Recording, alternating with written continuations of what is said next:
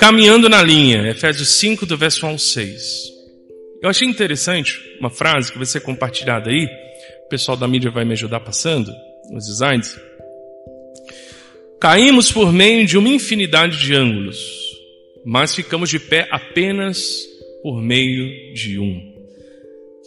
Eu li essa frase do Chesterton há anos atrás, eu sempre lembro dela. Eu acho ela muito interessante, porque ela nos lembra que há uma infinidade de maneiras de se cair, mas só tem uma maneira de se pôr de pé. Diferentes pessoas, em diferentes situações, diferentes desafios e contextos, podem cair espiritualmente de várias formas. Porque há diferentes ângulos para você cair. Você pode cair a 10 graus, a 20 graus. Os engenheiros aí não me deixam mentir, né? A 30 graus, a 40 graus, a 50 graus. Mas para ficar de pé só tem um ângulo. Qual? 90, né? Só tem um ângulo para ficar de pé. Se você mudar um pouquinho a angulação, com o tempo você cai. Uma parede, se for construída fora dessa angulação, o que acontece? Ela, com o tempo, ela vai sofrendo deformação e sofre problema, né? A nossa vida é assim também. Nós temos várias formas de cair, mas uma só para ficar de pé. Esse texto vai nos falar a respeito de como nós podemos viver em um mundo que está cada vez mais caindo. Cada vez mais em decadência, em todos os sentidos. Grande ideia.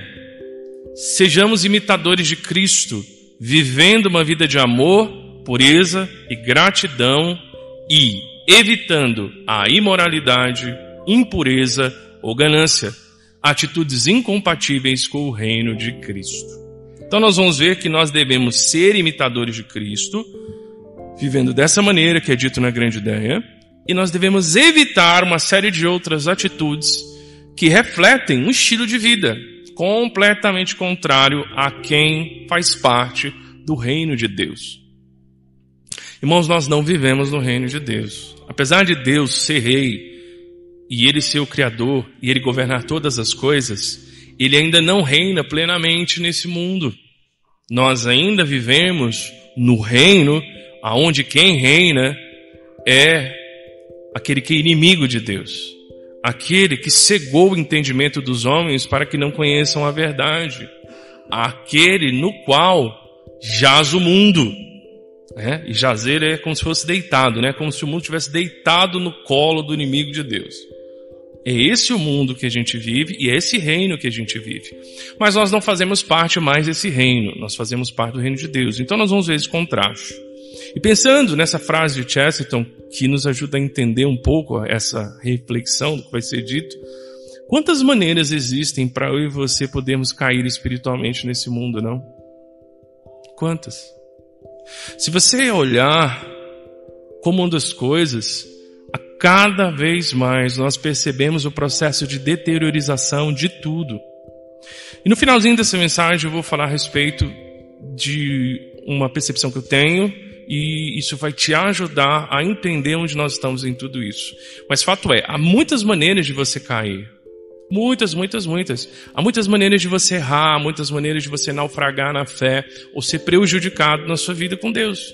E nós vamos pensar sobre isso. Nós vamos ver aqui nesse trecho que um estilo de vida imoral, ele nasce em uma mente cauterizada pelo pecado. Nós vimos, há dias atrás, essa relação entre mente e coração. E vimos também que o nosso comportamento, ele é um reflexo ou um resultado do que está na nossa mente. Nós vivemos numa cultura extremamente contrária a Deus, inimiga de Deus. Os valores do nosso tempo são totalmente contrários ao de Deus. Há séculos atrás, Deus foi destronado da vida cotidiana das pessoas e lá foi colocado um ídolo, o homem. O homem foi colocado no centro de todas as coisas e ele se transformou no parâmetro para tudo.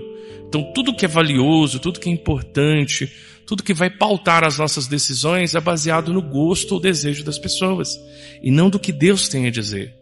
Quando as pessoas hoje vão tomar decisões importantes em sua vida, elas não perguntam mais o que Deus pensa sobre isso.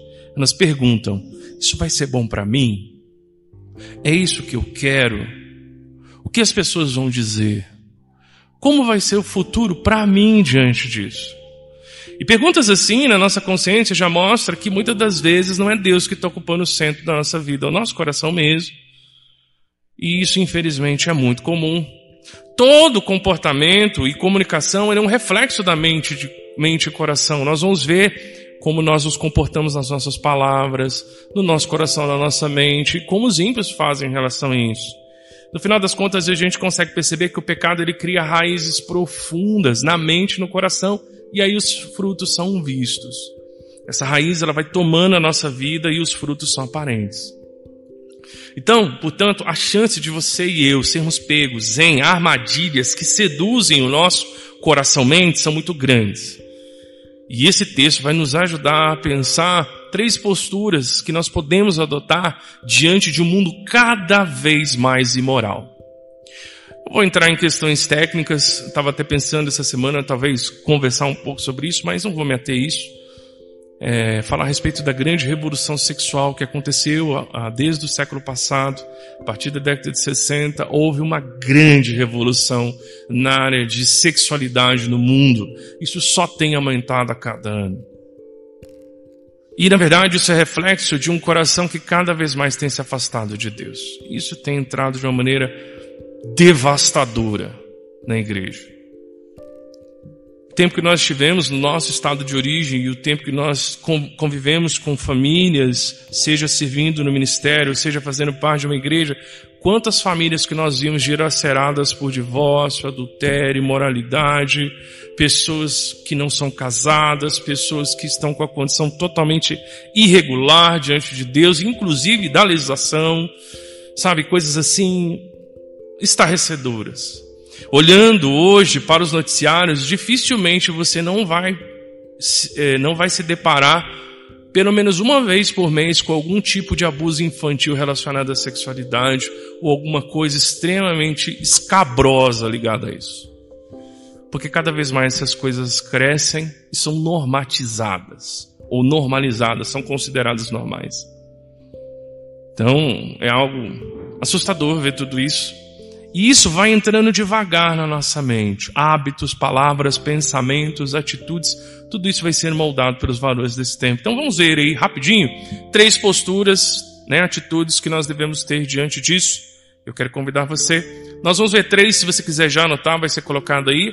Do verso 1 ao 2, nós somos chamados a ser imitadores. Sejamos imitadores. Nós vamos ver do quê? Verso 3 a 4, sejamos puros. E versos 5 a 6, sejamos cuidadosos. Então, 3 palavras aí, imitadores, puros, cuidadosos. Devemos ser essas 3 coisas diante de tantas possibilidades de cair. Vamos ver a primeira, sejamos imitadores. Você pode permanecer aí, do jeito que está aí, você caminha comigo, olha na palavra, a partir do verso 1, vamos ver verso 1 e 2. Portanto, sede imitadores de Deus, como filhos amados, e andar em amor como Cristo, que também nos amou e se entregou por nós a Deus como oferta e sacrifício com aroma suave. Aqui nós somos chamados pelo apóstolo Paulo a expressarmos o amor sacrificial do Filho,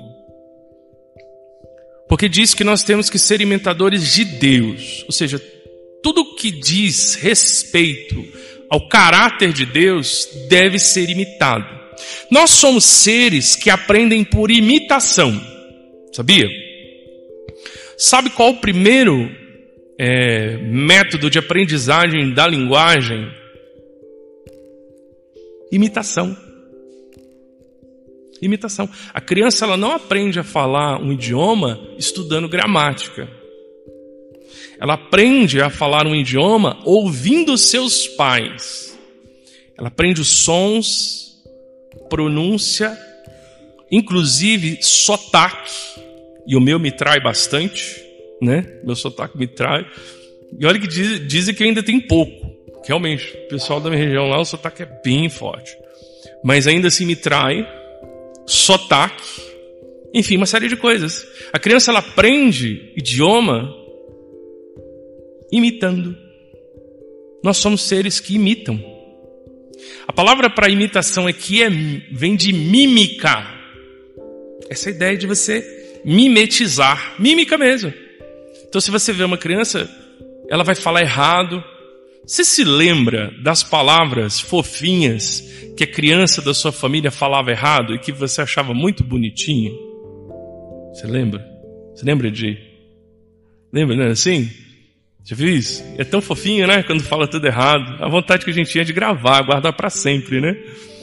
Mas é porque ela está tentando, ela está mimetizando, é uma mímica. Ela está tentando falar e ela vai mimetizando.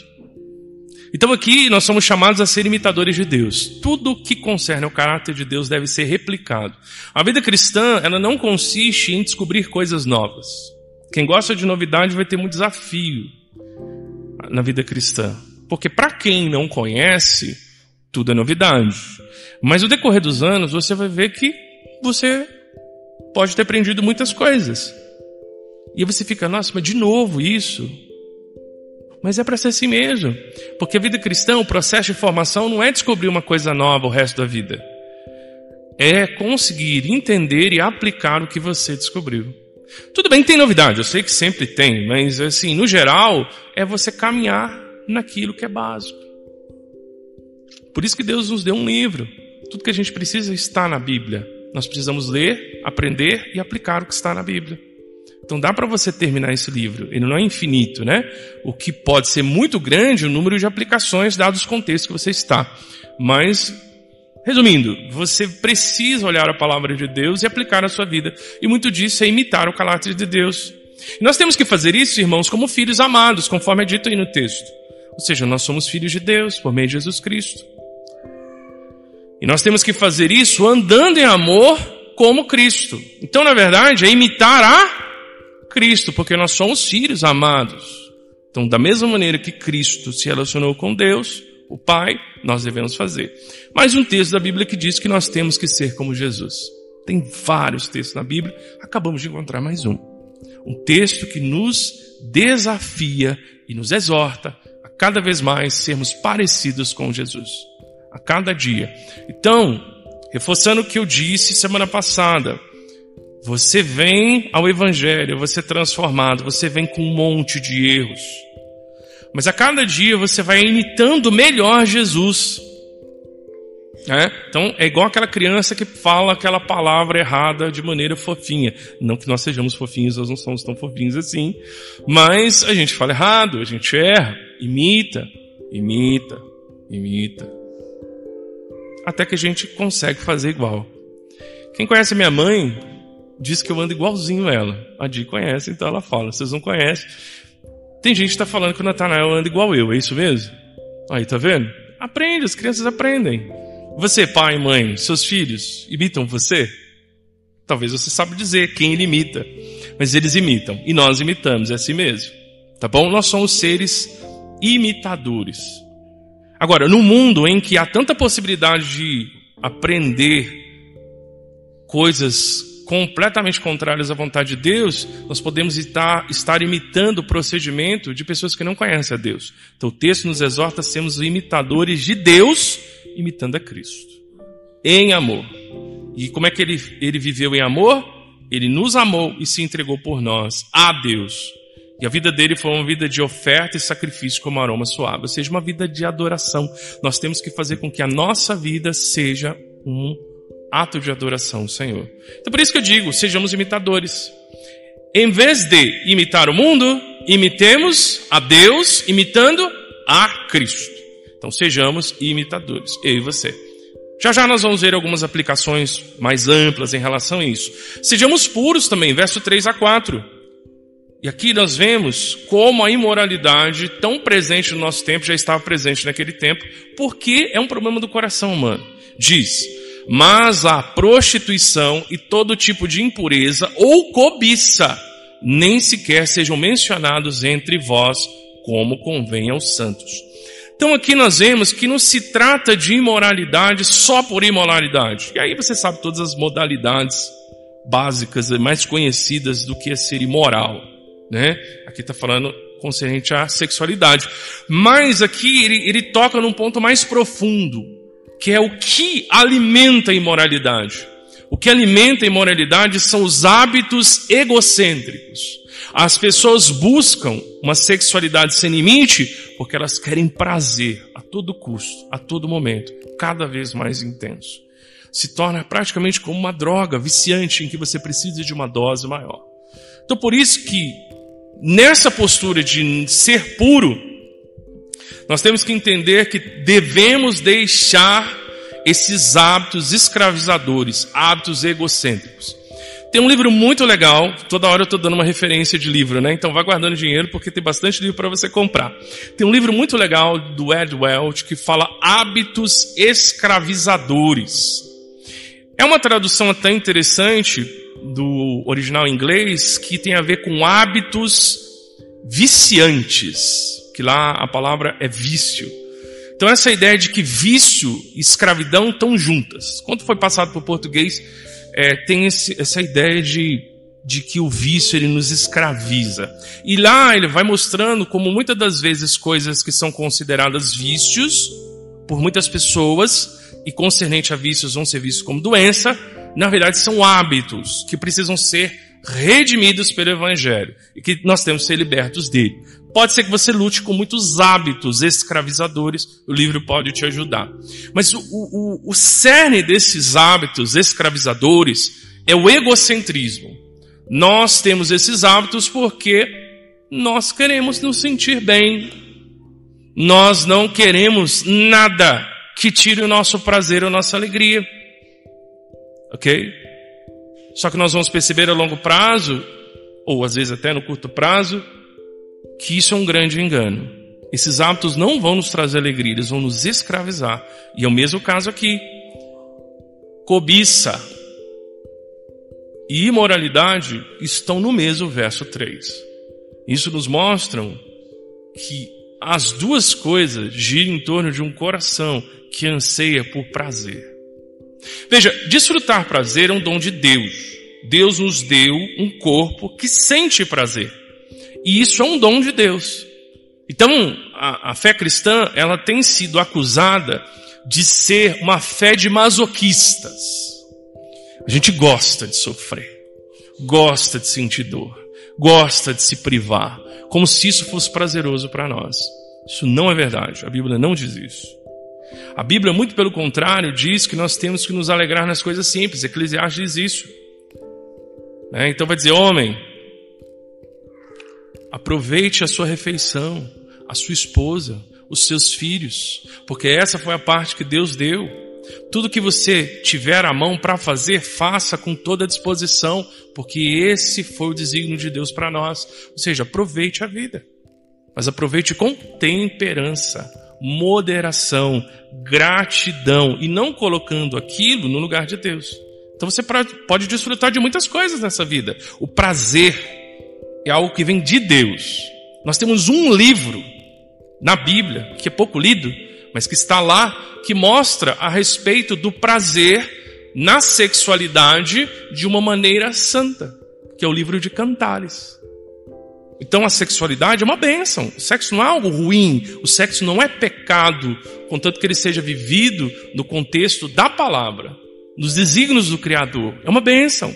Então isso é uma falsa acusação. A Bíblia não diz que nós temos que ficar sofrendo e nos flagelando sem fim. Ela diz que nós temos que mortificar a nossa carne pecaminosa. Diz que nós temos que nos despir do velho homem e nos revestir do novo. Diz que nós temos que abandonar hábitos pecaminosos. Mas ela também diz que nós podemos desfrutar das bênçãos que Deus nos dá com um coração grato, contanto que isso seja com moderação, de uma maneira não pecaminosa, um coração grato e não colocando isso no lugar de Deus. É só fazer isso. O problema é que muitas das vezes nosso coração quer descansar nessas coisas e não no Deus que nos deu a possibilidade de desfrutá-las. Esse é o grande problema.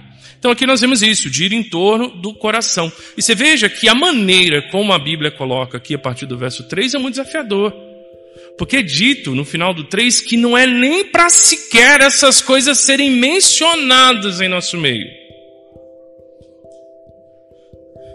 Por isso que é muito perigoso, irmãos, a gente seguir a orientação de pessoas que a gente não conhece minimamente em relação ao testemunho. Alguns meses atrás, um pastor conhecido do meio evangélico, ele estava num culto, se gabando, porque a esposa dele sabia que ele tinha adulterado ela várias vezes, e ela o tinha perdoado. E ele estava dizendo que ele era um menino, e que ela era uma mulher madura, e que ela o entendia, porque sabia de todas as travessuras que ele tinha feito. E ele falou isso sem nenhum pingo de arrependimento no coração. E essa pessoa tem um monte de vídeos na internet ensinando um monte de coisas. Agora, como acontece a realidade desse verso 3 na vida dessa igreja em que esse pastor pastoreia? Por sinal, a coisa avançou tanto que a igreja, depois de tantas coisas, acabou afastando ele. Mas, conhecido, com certeza vai conseguir um lugar. O que vai acontecer é que não tem como a gente dizer que coisas relacionadas à impureza não sejam nem sequer mencionadas no nosso meio. Então, nós temos que pensar agora, na verdade, em nível de igreja local. Nem dá para pensar em evangelicalismo amplo, porque são tantos maus exemplos que se nós nos ligarmos ao evangelicalismo de maneira geral, a gente vai acabar incorrendo no mau testemunho dessas pessoas e um impacto negativo na igreja. Por isso que quando você pensa em igreja batista, você que tem se chegado a nós há algum tempo, você precisa entender que igrejas batistas são igrejas locais independentes. Cada igreja batista é uma igreja à parte.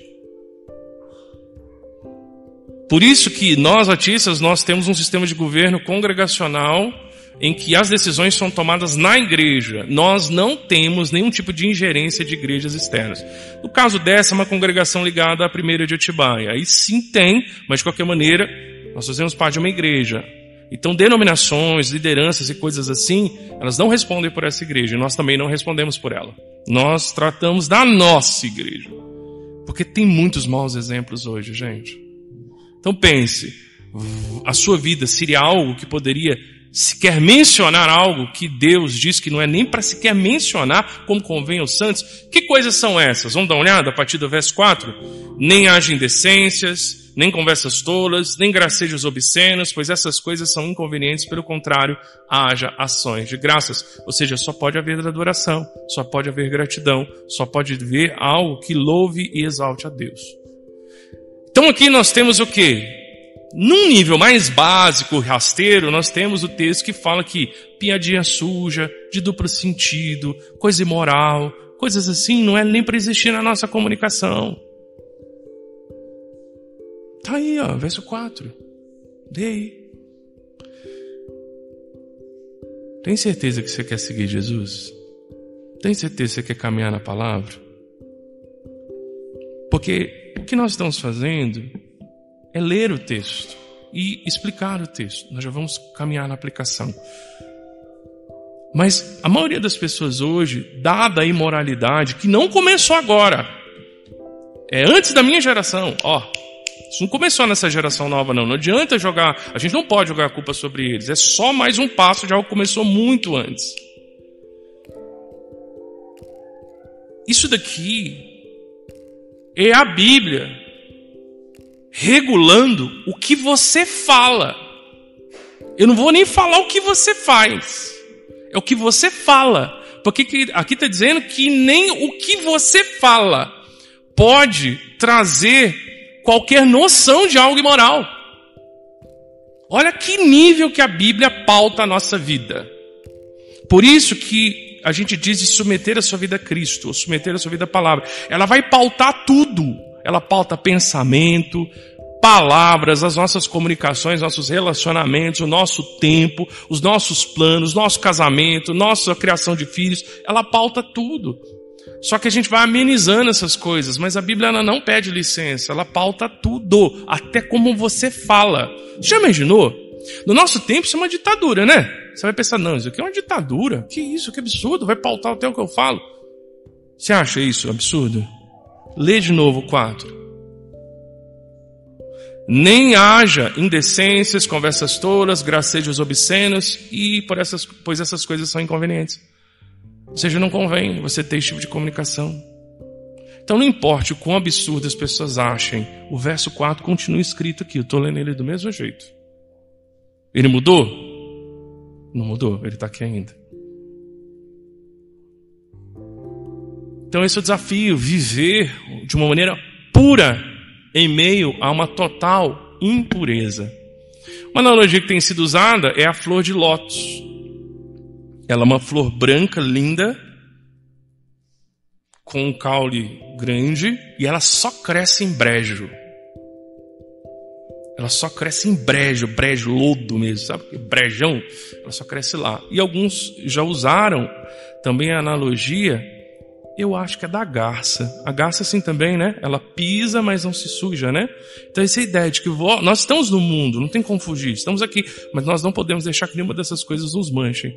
Agora para pensar, você está com uma roupa branca para casamento, né?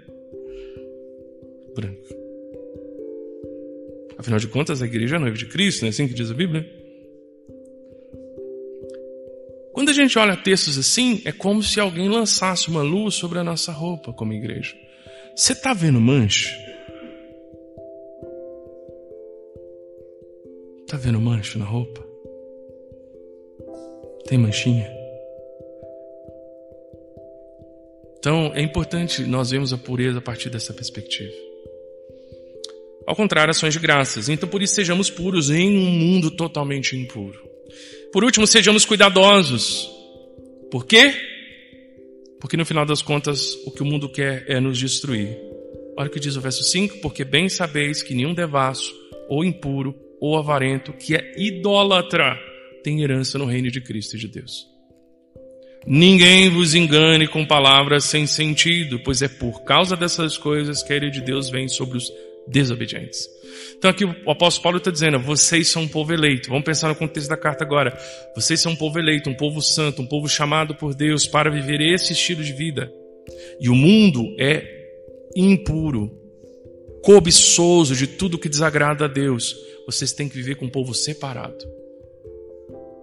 Por isso que a ideia aqui do apóstolo Paulo é fazer um link com o povo de Deus no Antigo Testamento, sim, que o povo de Israel ele não podia se misturar com aqueles povos na vizinhança.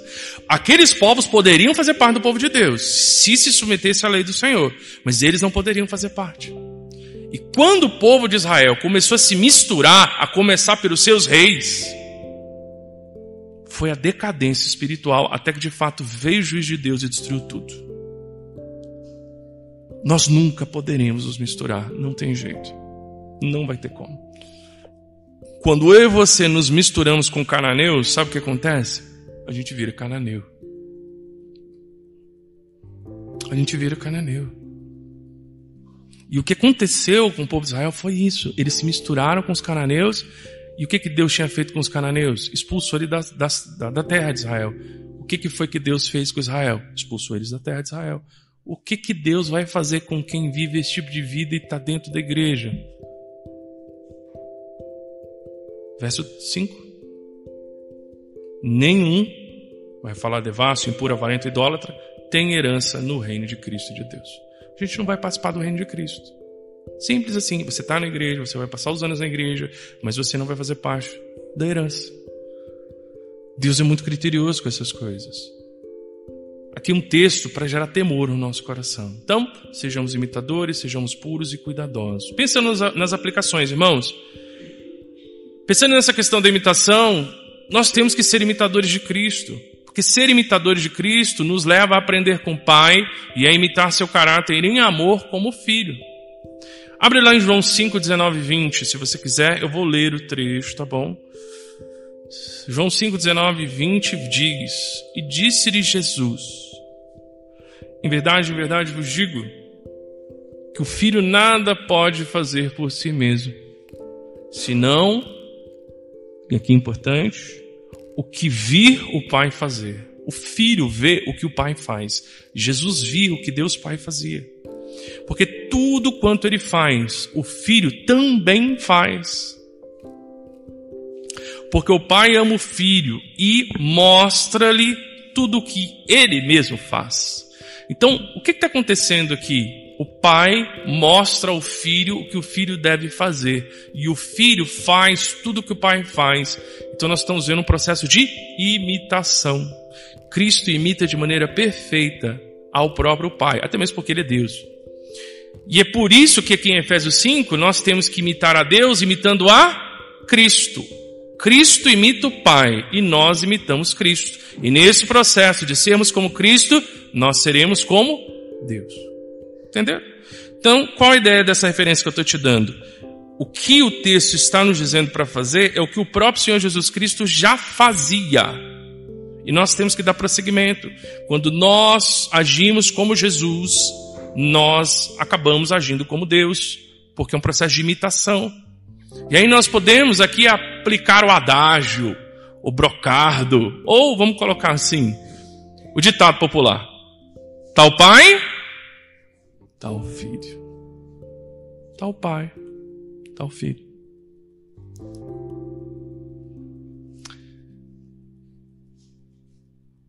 Você já viu a pessoa chegar em alguém e falar assim: você não é filho de fulano? Isso tem muito em Minas, né? Nossa, tem demais.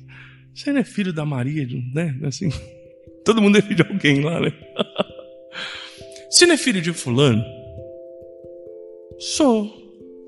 Como é que você sabe? Ah, você é igualzinho a ele. Já viram isso? Não é assim? Você é igualzinho a ele. Você é igualzinho a ela. Tal pai, tal filho. Se a pessoa olhasse para você, ela ia achar que você é filho de quem? Da dona Sônia. Também, eu sou filho da dona Sônia. Mas a pessoa ia achar que você é filho de quem? De Deus. Entenderam? Tal pai, tal filho. Tal pai, tal filho. Em Êxodo 20, verso 7, diz que nós não podemos tomar o nome de Deus em vão. A ideia aqui não é simplesmente falar expressões, né? Tal coisa, não é isso. É a ideia de que você carrega um nome. Sabia? Então pensa, você gostaria de envergonhar o nome da sua família? Claro que não. Você que é pai e mãe, você gostaria que seus filhos envergonhassem o nome da sua família? Também não. Nós levamos o nome de Deus. E quando nós dizemos que somos filhos de Deus e nós envergonhamos o nome de Deus, nós estamos usando o nome de Deus em vão. Estamos. Hoje é um hábito que democratizou, né? Antigamente as mulheres levavam o sobrenome dos homens, da família dos homens. Hoje essa coisa democratizou e tem inclusive casamentos que ninguém leva o sobrenome de ninguém. Mas existia essa questão de que a mulher levava a dignidade, né? Do nome, da família, enfim, tinha tudo isso aí. Talvez um hábito que está diminuindo não faça tanto sentido mais hoje, mas o pensamento bíblico é um pouco dentro dessa perspectiva. Se eu e você levamos o nome de Deus, nós levamos a dignidade do nome de Deus. Então pensa, você vai conhecer a pessoa fala o nome. Eu sou fulano Marinho. O que você pensa? Nossa, da família Marinho. Uau. Família Salles. É uma família, eu não sei se agora tanto, mas no passado era uma família muito poderosa aqui no estado de São Paulo. Em Minas, Guimarães, puxa vida, hein? Guimarães, olha lá, a Oeirinha. Guimarães, estou tentando lembrar aqui. Ai, gente, me fugiu. Eu sabia vários nomes de famílias lá.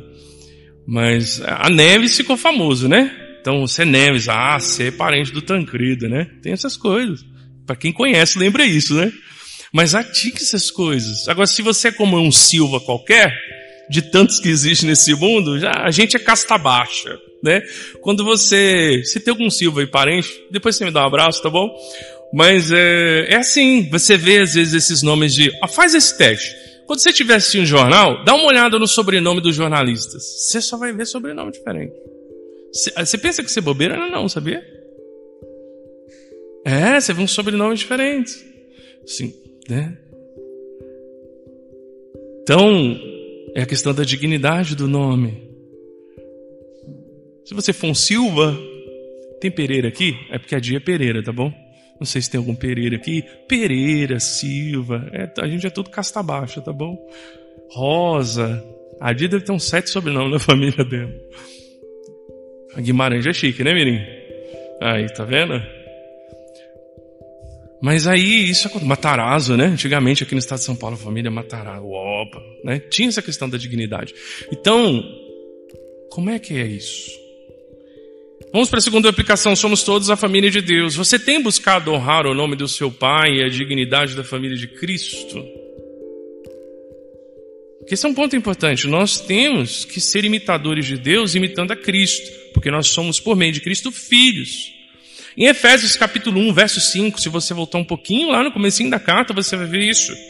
Ele nos predestinou para si mesmo, segundo a boa determinação de sua vontade, para sermos filhos adotivos, por meio de Jesus Cristo, para o louvor da glória da sua graça, que nos deu gratuitamente no amado.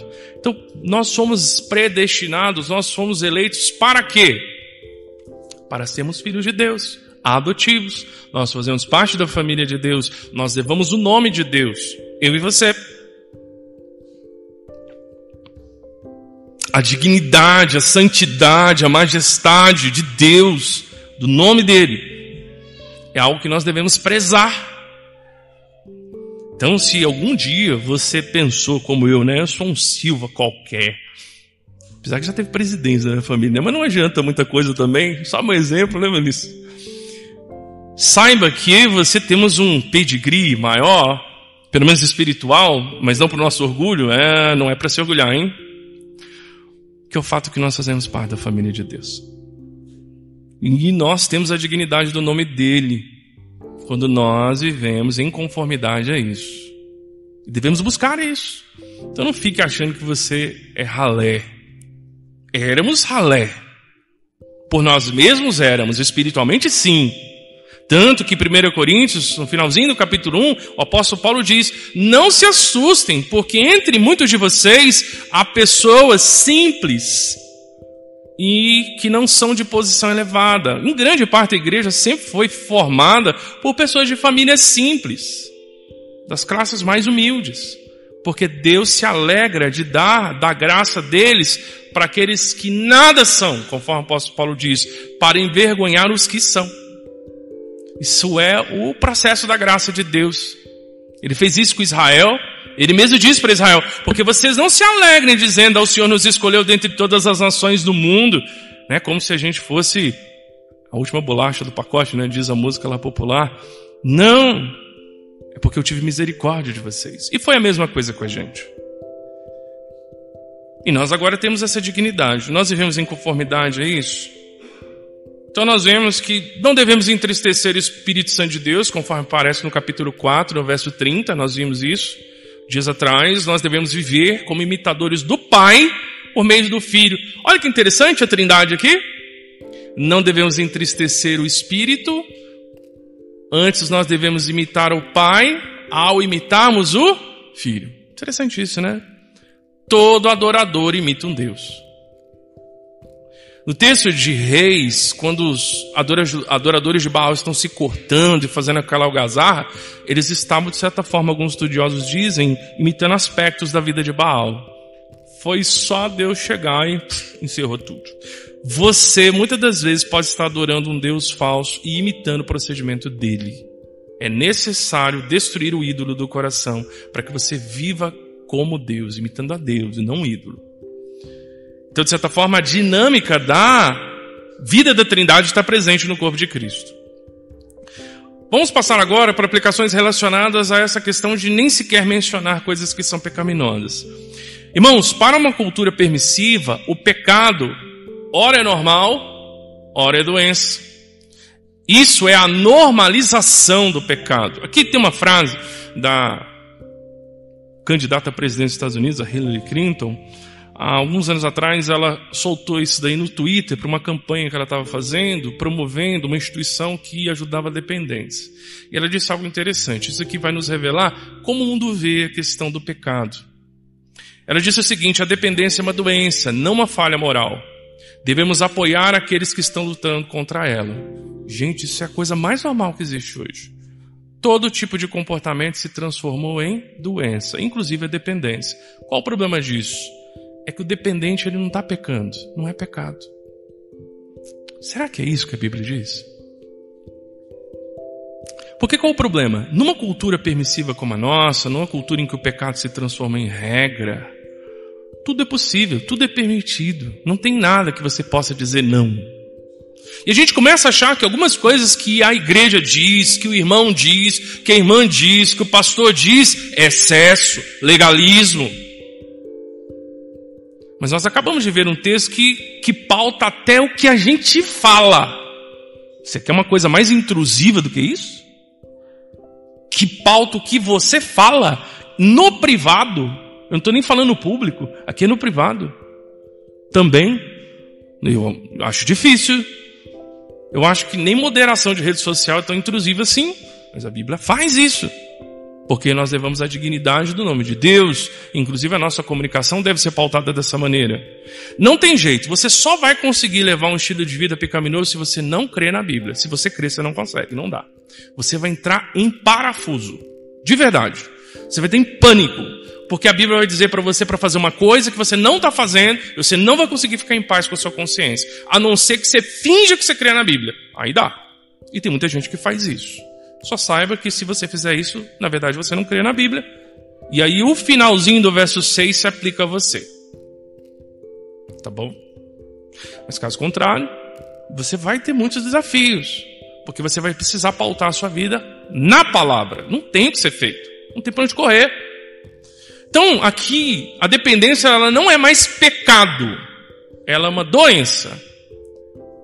Eu achei um texto, vou ler ele rapidinho, mas muito interessante, de um pastor, Hess Lambert, que ele fala justamente sobre isso. Ouve atentamente. Cristãos devem fazer uma distinção entre os problemas morais, que chamamos de pecados, e os problemas físicos, que chamamos de doenças. As doenças são problemas de patologia física nos tecidos do corpo e não estão necessariamente ligadas às falhas morais pessoais. Falamos disso.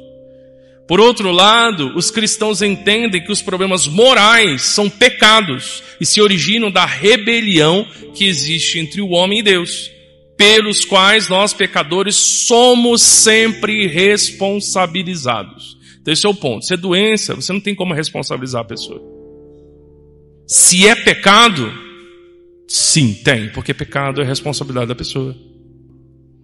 Doenças não são pecado, quebras dos padrões morais são pecado. É muito importante que os cristãos façam distinções corretas entre essas duas categorias. E aqui é interessante que ele vai dizer por quê. Acompanhe comigo. Caso contrário, iremos repreender pessoas que não são responsáveis por suas condições médicas. A gente vai chamar doença de pecado, e doença não é pecado. Como a doença de Parkinson. É aí que essas igrejas descontroladas erram, quando elas vão dizer que todo tipo de doença é pecado, ação demoníaca. Isso não é verdade. Tem coisas que são doença. E doença não é pecado. Ele é um fruto do pecado por causa da queda. Mas você não tem como responsabilizar moralmente, chamar de pecado uma pessoa, por exemplo, que sofre de Parkinson. Parkinson é uma doença. Ao mesmo tempo, ele vai dizer que ou iremos buscar oferecer encorajamento e cuidados médicos para problemas como ira pecaminosa, os quais Deus pretende abordar por meio das verdades das Escrituras. E aí, só coloca a próxima, eu não vou ler as referências, mas olha essas três coisas que são pecado e são chamadas de dependência no nosso tempo. E tá as referências aí para depois você consultar. Embriaguez, conforme eu disse na última mensagem, ela é tratada como doença. Dependência, é o que a Hillary disse, é uma doença, não é uma falha moral. Agora, embriaguez é doença. Aqui nós vamos bater de frente com o mundo. Mas vai ser de frente, não tem o que ser feito, porque a Bíblia chama de pecado. É uma responsabilidade moral. Pode se transformar num problema físico, Porque a dependência avança a tal ponto que ela escraviza o corpo da pessoa. Isso acontece. E aí vai ser necessário, além de evangelho, tratamento médico para a pessoa. Pode avançar para esse ponto. Mas ela não começou com uma doença, ela começou com pecado. E aí, sabe o que as pessoas vão chamar a igreja? Não preciso nem te dizer, né? No mínimo fanáticos. Mas está os textos aí. Anotem, leiam em casa. Comentem no PG. É pecado. Então, o que eu estou fazendo? Eu estou mostrando para vocês alguns exemplos de coisas que são tidas como normais, mas que a Bíblia diz que é pecado. E pecado você não cura com comprimido, com injeção, com PEC, com terapia. Você cura com evangelho. Até mesmo porque essa expressão cura é até limitada, não é uma doença. É reconhecer o pecado, confessar o pecado, abandonar o pecado e viver o padrão de Deus. Essas 4 coisas. Falamos disso. Reconhecer o pecado, confessar o pecado, abandonar o pecado, viver o padrão de Deus. E Deus se importa até com as coisas que eu e você falamos. Então, às vezes você acha, não tem problema. Será? Você já olhou na palavra se não tem problema? Você está certo de que as coisas que Deus diz para você na palavra, que você precisa abandonar, não é pecado? Te incomoda isso? Você está preocupado com isso? Porque isso que é o problema. Próxima frase. O legalista chama de pecado o que não é, enquanto o licencioso não chama de pecado o que é. Então o problema do legalismo é que ele transforma em pecado coisas que não são. Isso é errado. E ele vai também dizer que a salvação vem por meio de você abandonar essas coisas ou fazer outras. Isso não é evangelho. Não temos nenhum problema de dizer isso. Os judeus estavam dizendo que além de crer em Cristo, tinha que circuncidar, tinha que guardar festas, tinha que deixar de comer tal coisa, não podia se casar. E mais um monte de ensino maluco que tinha no Novo Testamento, que o Novo Testamento corrige. Tudo isso legaliza. Agora, outra coisa é a dissolução, a libertinagem, a licenciosidade. Sabe de onde que vem essa palavra licenciosidade? Vem de licença. O que é licença? Você liberar, você dar licença, você permitir que faça. Pode fazer. Com licença. Pode passar. Então é essa ideia de que nós temos uma licença para fazer o que a gente quer. Isso é licenciosidade. E o problema é que o licencioso, ele não chama de pecado o que é. Porque nós não queremos ser incomodados com isso. Quinta-feira nós falamos disso. Foi muito bom para quem veio e foi desafiado. Foi muito bom.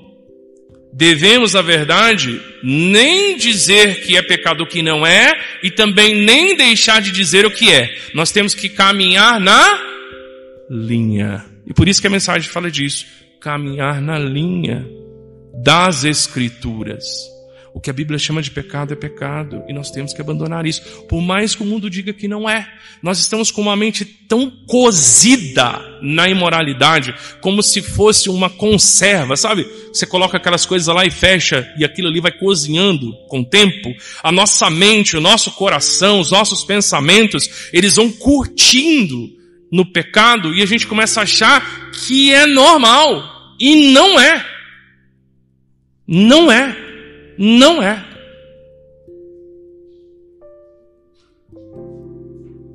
Em qual dos 2 erros o seu coração tem caído? Do acrescentar, chamar de pecado o que não é, ou deixar de chamar pecado o que é? Eu acho que o mais natural é nós seguirmos o rumo do mundo, porque é o ambiente que nós vivemos, e deixarmos de considerar pecado o que é, e deixarmos de chamar de pecado o que é. Por isso que eu disse para vocês, quinta-feira, eu já fui o cara legal, lembra? Eu já fui o cara legal. Mas no dia que eu comecei a ensinar a Bíblia, eu deixei de ser o cara legal. E por que eu deixei? Porque eu sou antipático? Não, eu acho que não, pelo menos eu tento não ser. Mas é porque quando nós ensinamos a Bíblia, a gente vai deixar de ser o cara legal. Porque a Bíblia chama de pecado o que o mundo chama de normal ou de doença.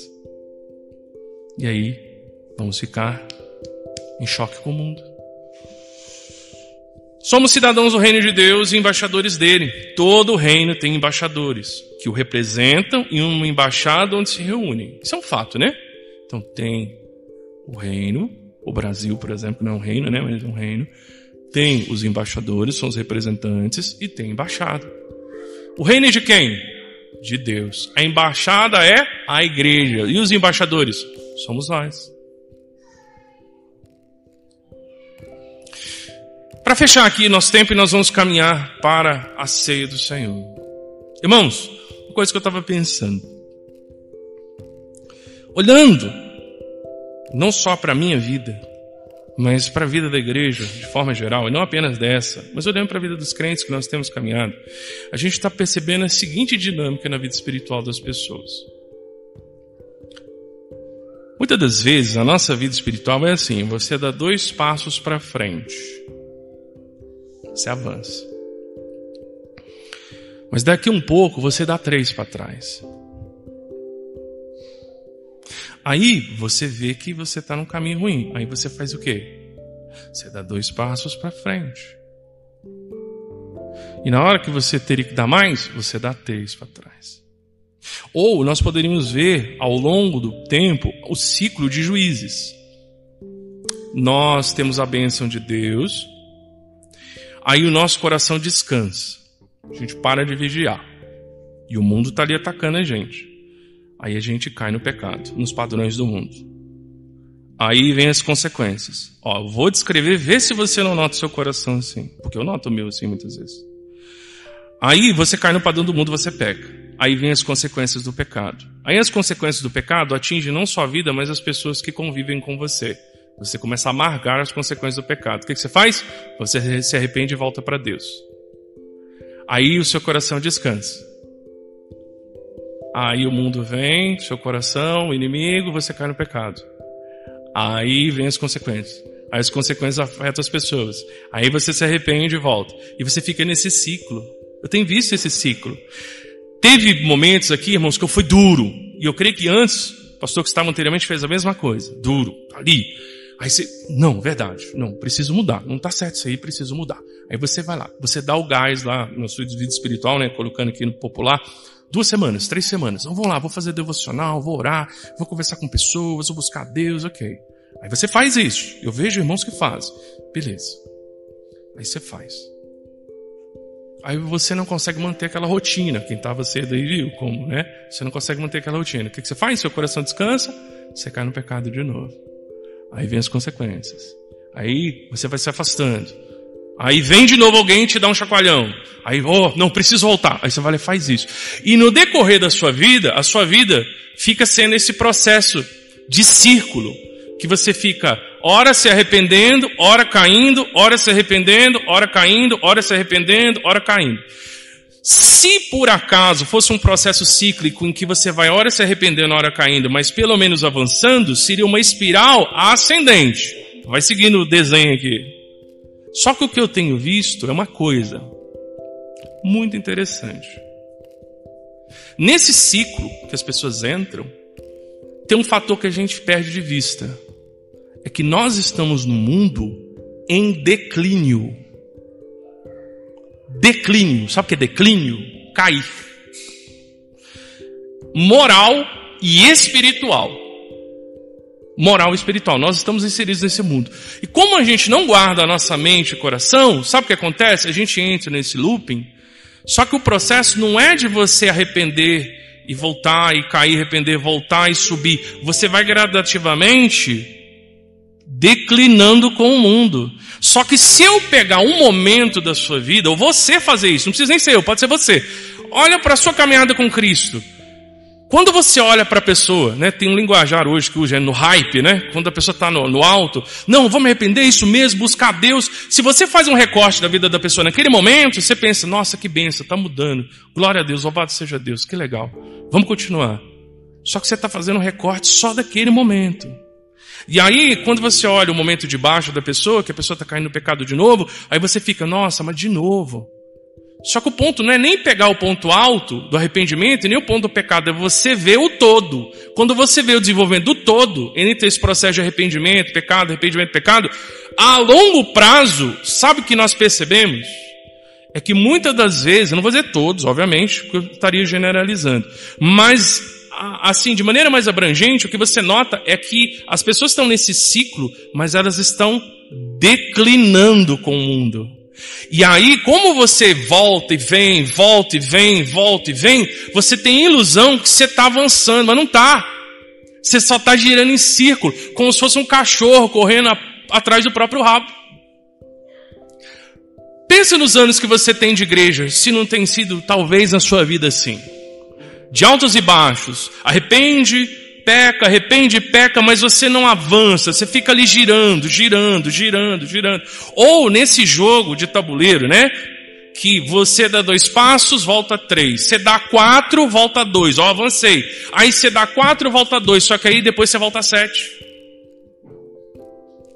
Aí você vai gradativamente, aí depois você volta mais. E no cômputo, se você olhar, a pessoa está avançando 2, ela está avançando 3, sabe esse joguinho? Só que quando você vê o tabuleiro todo, ela não chegou, ela declinou.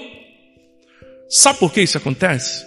Porque o mundo, como eu disse, ele vai nos cozinhando com os padrões dele, e você começa a achar que é normal, e não é.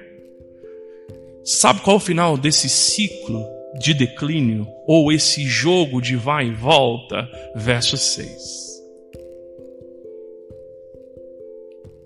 Verso 6, olha aí. Ninguém vos engane com palavras sem sentido. Todo esse jogo é uma enganação.